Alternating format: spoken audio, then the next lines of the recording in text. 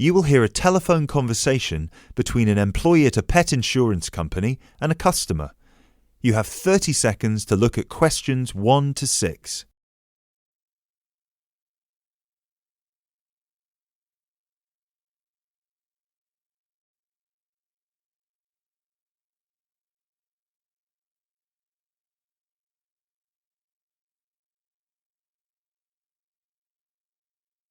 Pet Protect UK, how can I help? Oh, hello there. I'm calling to inquire about your pet insurance plans. Of course, just to see the options we offer. I've had a quick glance, and I think I'm interested in the basic plan. Great. I need to just ask a few questions first then. Is your pet a dog, a cat or a rabbit? It's a dog. And is it a puppy or... No, he's 3 years old. Right. May I ask, has your... Years old. Right. May I ask, has your dog been insured before? I just adopted him from the rescue center last week, and I think he'd been there a while, so I doubt it. Okay, so you've had him for a week then? That's correct. Great. I apologise for asking this, but your dog, what's his name by the way? Fenton. Fenton, is that spelt with an F? Yeah. Fenton. Great. Thank you for that. So, according to the rescue centre, has Fenton ever attacked, bitten, or been aggressive towards a person or another animal? No, not at all. Excellent. And is he a guide dog or... No, just a house pet. Great. And you said he's 3 years old. Do you know the exact date of birth? Oh, yes, it's on the adoption certificate. Just give me a sec. It's May 19th, 2013. And do you know, has Fenton been neutered? Yes, he's been castrated. Excellent. And final question, what type of dog is Fenton? Is he a pedigree, a crossbreed or a mixed breed? Crossbreed, I think. Or a mixed breed? Crossbreed, I think. Right, crossbreed... Wait, sorry. What's the difference between the three? A pedigree is a dog whose parents are of the same breed. A crossbreed is from 2 different breeds, while a mixed breed is 3 or more. Then he's a mixed breed. Sorry about that. Right, no worries. So, could I take your full name, please? My name is Peter Pischinger. That's Pischinger. Right, thank you for that. And what's your address? That's 27 Cherry Drive, NW8 3HD.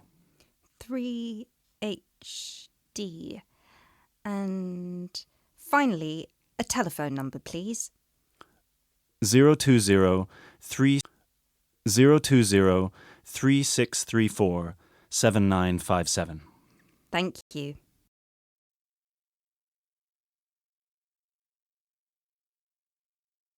You now have 30 seconds to look at questions 7 to 10.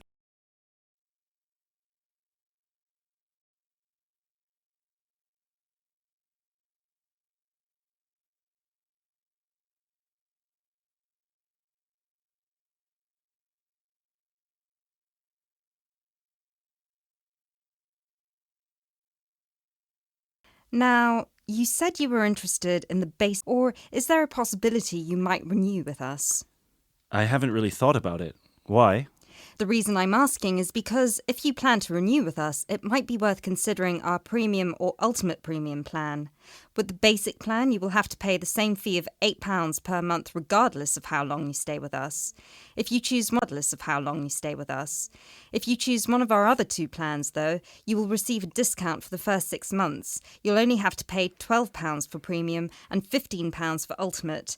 And then, depending on your circumstances, you might be eligible for further discounts after your first year, depending on how many expenses you claim. If you claim less than £300, you'll have to pay the same as for the basic plan, but receive the cover provided by the premium plan. Huh. Is that something you might be interested in? I'll have to think about it. Is it possible to switch to one of the other plans later on? Yes, of course. You can always upgrade. Let's stick to the basic plan for now then, and then I might call you back to switch. No problem. So, what happens now? Well, first we would need you to come over with little Fenton so we can have a look at his documents and medical history. We'd also need you to get him to the vet for a quick checkup. All of this is standard procedure before we can proceed with the insurance plan. And then, when all that's done, you can either set up a direct debit in person or you can call us back and do it over the phone. Right. And the basic plan... Right. And the basic plan will cover... Well, the basic plan covers veterinary fees, obviously, plus a few more things such as boarding costs, loss by theft or straying, advertising and reward, death by accident or illness. You can find a comprehensive list on our website, or I could forward it to you via email if you prefer. Thanks. I'll check the website. No problem. So, shall we book you an appointment so you can come over?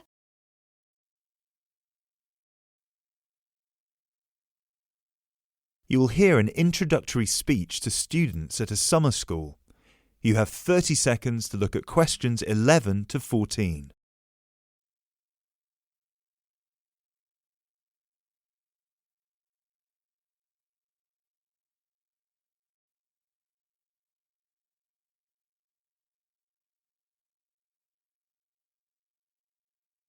Good morning, everyone, and welcome to Climb Summer School.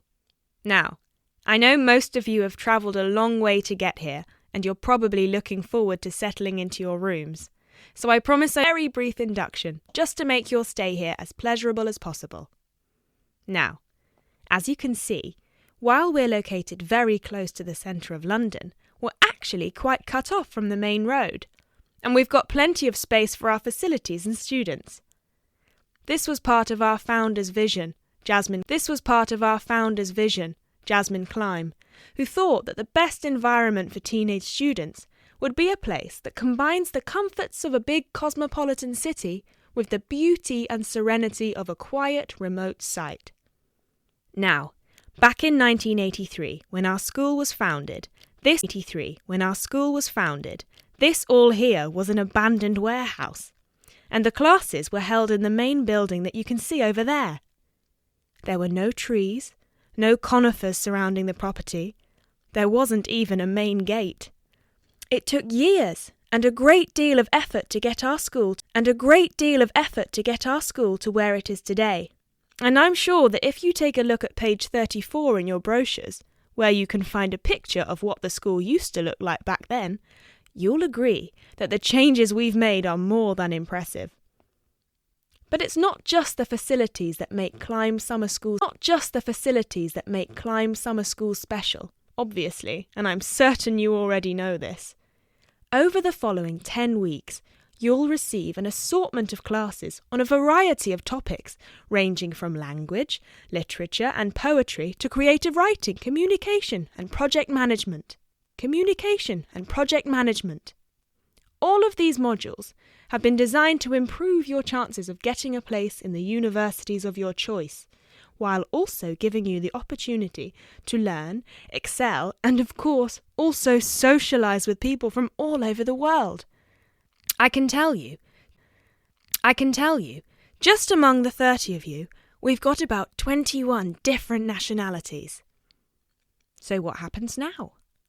First of all, I'll be handing out a map of the premises for you to have a look at, and explaining where everything is.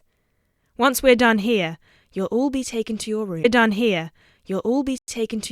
where you can unpack and relax for a couple of hours.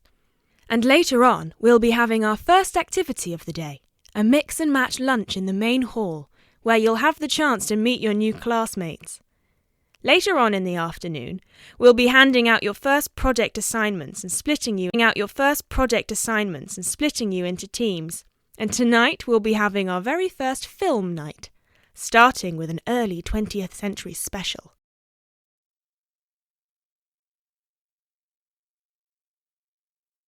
You now have 30 seconds to look at questions 15 to 20.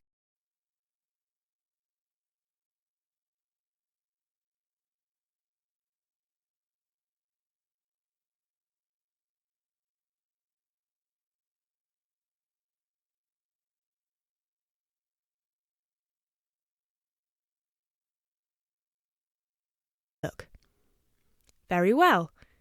As I showed you before, the actual school is right over there in the middle. That's where you'll be having most of your classes.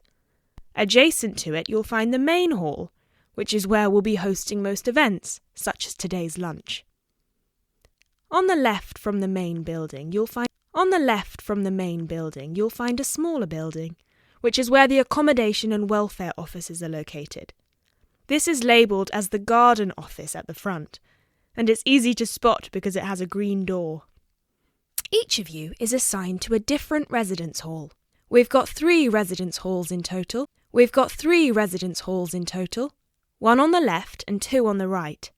The one right next to the garden office is Ursula Hall, named after our founder's sister, while the other 2 are Peter Hall and William Hall.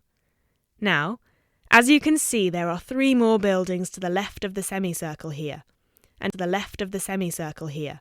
and 1 more building on the right-hand side, next to William Hall.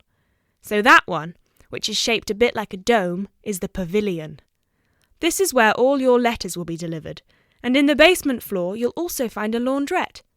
Please make sure you've got plenty of £1 coins, as you'll need one for the washing machine and another for the dryer. And that row of buildings on the left, the one closest to us here at the gate, is the canteen, where you'll be able to buy snacks as well as breakfast, lunch and dinner, on days when we don't have an event with food provided. The next one is the gym, which is open from 7 a.m. to 8 p.m. from Monday to Friday, and until 10 p.m. at the weekend. And the last building, right over there, is the study centre, where you'll find plenty of computers and books, as well as a great selection of DVDs and magazines that you can borrow with only a small refundable deposit of £5. Now, please remember to keep your student card with you at all times, as you'll need it to access most of these facilities and...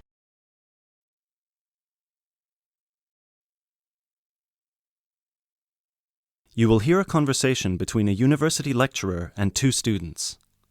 You have 30 seconds to look at questions 21 to 30.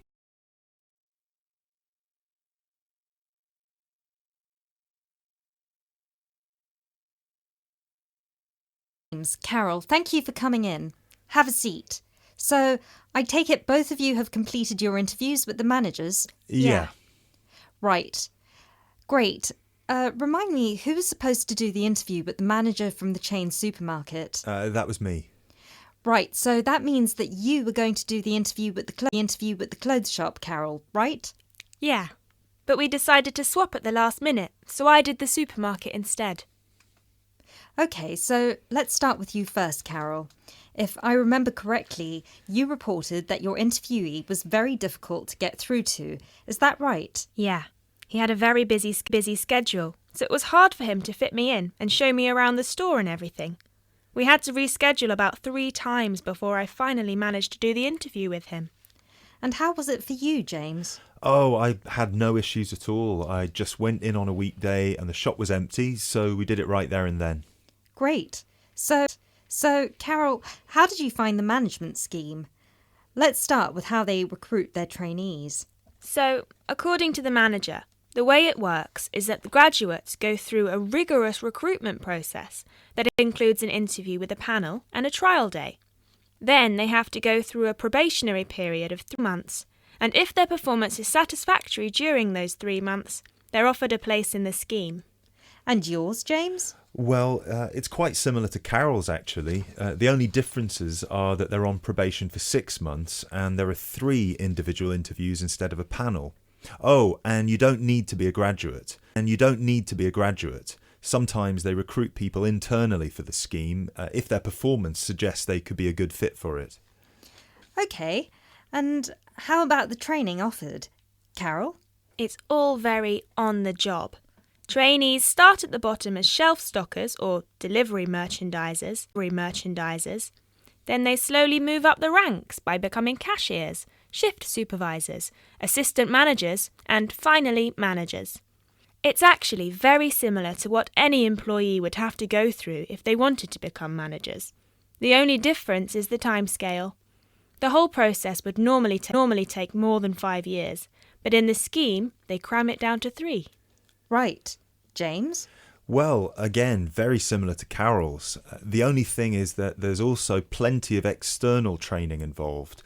People on the management scheme are sent abroad for 6 months, usually to Italy or France, to witness firsthand the production of a new season's collection. So they spend some time with the designers and they tour the factories where the clothes are produced. They also receive training on management skills through college courses paid for by the company. And how long would it normally take someone on the scheme to become managers? It depends on their performance, but normally about 2 years. There's also the part-time option, though, which would take about 4.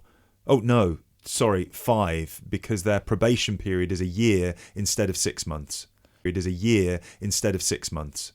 Great. So, what was your overall impression of the scheme from your interviews with the managers? Well, the manager I spoke to was very friendly and incredibly knowledgeable. He had been through the scheme himself, and he attested to its efficiency and helpfulness. The only criticism I'd have is what James said. In their company, there's almost no external training involved, and I think it would be useful to send graduates to courses at further education colleges to improve their general knowledge and understanding of management skills. But overall, yes, very positive. Great. And you, James? The same as Carol. The manager I spoke to was incredibly friendly and eager to promote her scheme. She hadn't actually gone through it herself, but she was very involved in the process, both in training and in recruitment. She's actually one of the 3 people who do the interviews for the new trainees.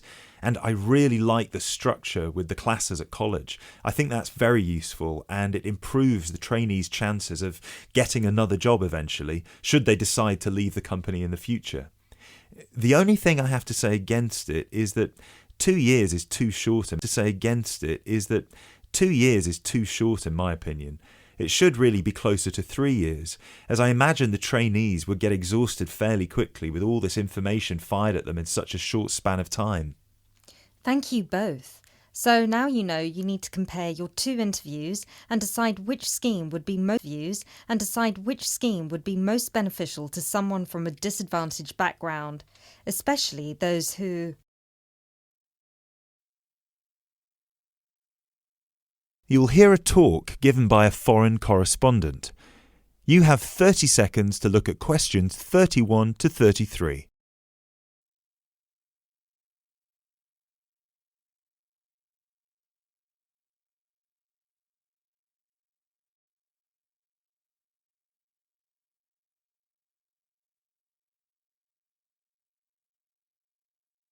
Good evening. As I assume most of you are already aware, I have been asked to come here and talk to you, essentially give you a quick overview of the life of a foreign correspondent, along with a few tips on reporter yourself, should this be a career choice you elect to pursue.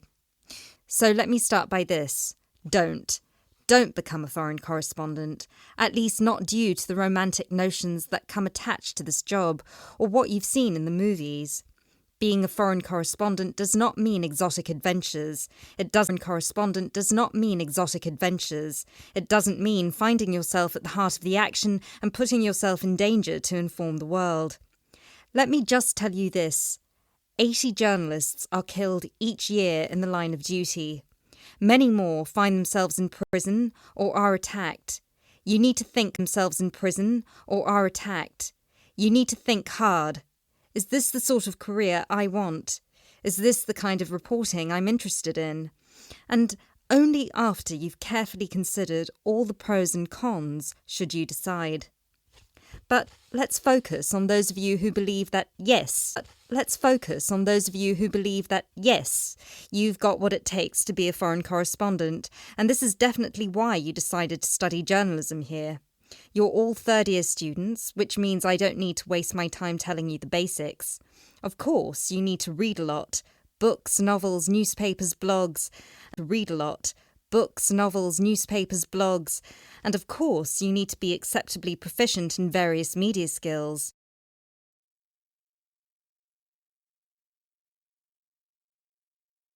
You now have 30 seconds to look at questions 34 to 37.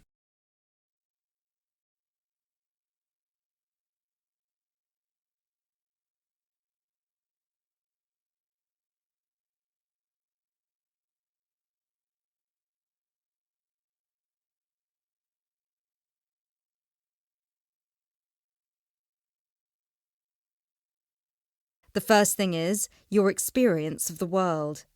You can't call yourself an international reporter unless you've been around and seen different places and different cultures. Seize every opportunity to visit other countries, meet people from around the world. It doesn't matter if it's business or leisure, just hop onto a plane and go everywhere.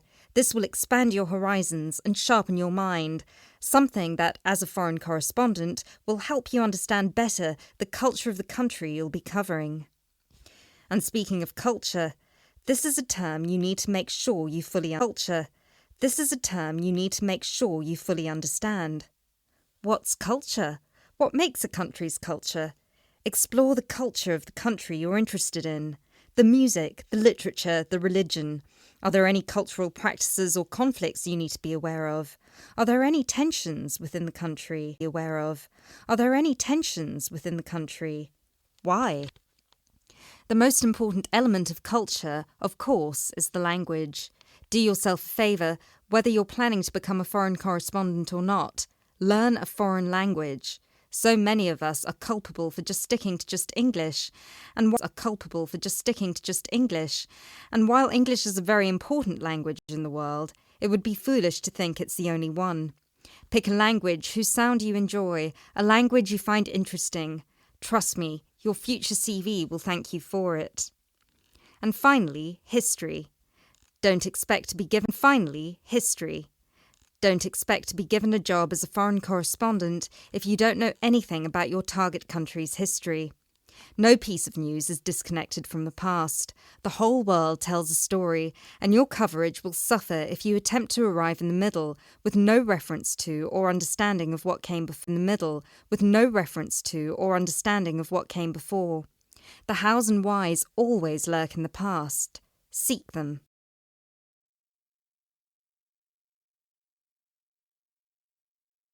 You now have 30 seconds to look at questions 38 to 40.